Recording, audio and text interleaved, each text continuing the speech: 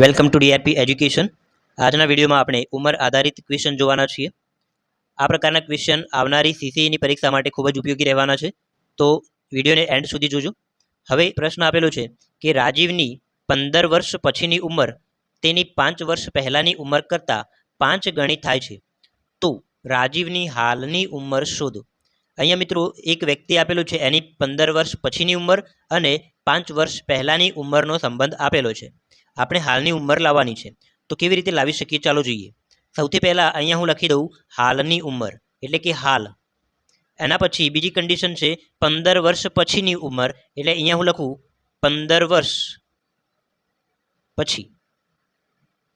અને ત્રીજી કન્ડિશન છે 5 વર્ષ પહેલાંની, તો અહીંયા હું લખું 5 વર્ષ પહેલાં, 5 વર્ષ પહેલાં। આ ત્રણ કન્ડિશનો આપણને અહીંયા રકમમાંથી મળવાની છે। ચલો જોઈએ। સૌથી પહેલાં અહીંયા હાલની ઉંમર તમને આપેલી નથી, તો હું ધારી લઉં કે રાજીવની હાલની ઉંમર x વર્ષ છે। હવે જો હાલની ઉંમર x વર્ષ હોય તો 15 વર્ષ પછી તેની ઉંમર કેટલી થાય? માની લઈએ કે હાલની ઉંમર કોઈની 5 વર્ષ હોય તો 1 વર્ષ પછી કેટલી થાય? તો 1 વર્ષ વધી જાય, એટલે કે 5 + 1 એટલે 6 વર્ષ થાય। તો અહીંયા 15 વર્ષ પછીની ઉંમર પૂછી છે, તો હાલની ઉંમર x વર્ષ હોય તો 15 વર્ષ પછીની ઉંમર કેટલી થાય? તો એક્સમાં 15 વર્ષ વધી જાય, તો 15 વર્ષ પછીની ઉંમર થાય x + 15। અને એવું પૂછે કે ભાઈ 5 વર્ષ પહેલાંની ઉંમર કેટલી હોય? તો 5 વર્ષ ઘટી જાય, તો એક્સની અંદર 5 વર્ષ ઓછા કરી દઈએ, તો x - 5 આ તેની 5 વર્ષ પહેલાંની ઉંમર મળી। હવે જુઓ મિત્રો, ત્રણે ત્રણ ઉંમર તમને અહીંયા મળી ગઈ છે। હાલની ઉંમર x ધારી હોય તો 15 વર્ષ પછીની ઉંમર થાય x + 15 અને 5 વર્ષ પહેલાંની ઉંમર થાય x - 5।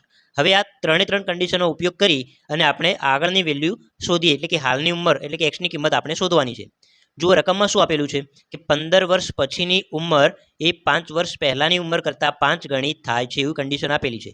તો અહીંયા બે ઉંમર હું લખી દઉં કે 15 વર્ષ પછીની ઉંમર તો અહીંયા આપેલી છે x + 15 અને 5 વર્ષ પહેલાંની ઉંમર આપેલી છે x - 5।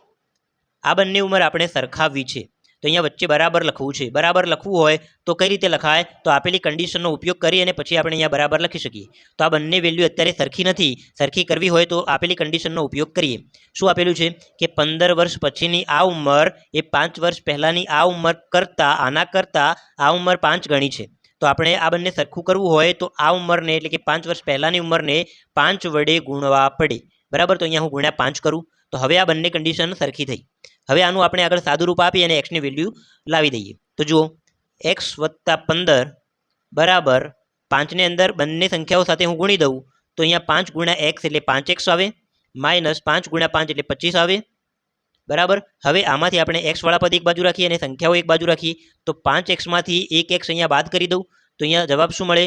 5x - 1x બરાબર સંખ્યાઓને એક બાજુ રાખીએ તો અહીંયા આ -25 ને હું આ 15ની બાજુમાં લઈ જાઉં તો અહીંયા +25 થઈ જાય, અને 15 તો પ્લસમાં આપેલા જ હતા એમના એમ રહે। આગળનું સાદુરૂપ જોઈએ, 5x માંથી 1x બાદ કરીએ તો 4x વધે, 4x બરાબર આ બંનેનો સરવાળો કરીએ તો આનો જવાબ મળે છે મિત્રો 40। હવે 4 વડે આનો છેદ ઉડાડીએ તો અહીંયા આવી જાય 4 × 40 એટલે કે એક્સની વેલ્યુ મળે છે 10 વર્ષ। તો અહીંયા તમે જોઈ શકો છો કે એક્સની વેલ્યુ તમે આ રીતે લાવી, આ એક્સ એ ઉંમર છે એટલે એનો આપણે વર્ષ વડે દર્શાવી શકીએ। તો હવે તમે જોઈ શકો છો કે મિત્રો રાજીવની હાલની ઉંમર કેટલી મળી? x બરાબર 10 વર્ષ મળી, એટલે કે રાજીવ હાલ 10 વર્ષનો હશે, બરાબર।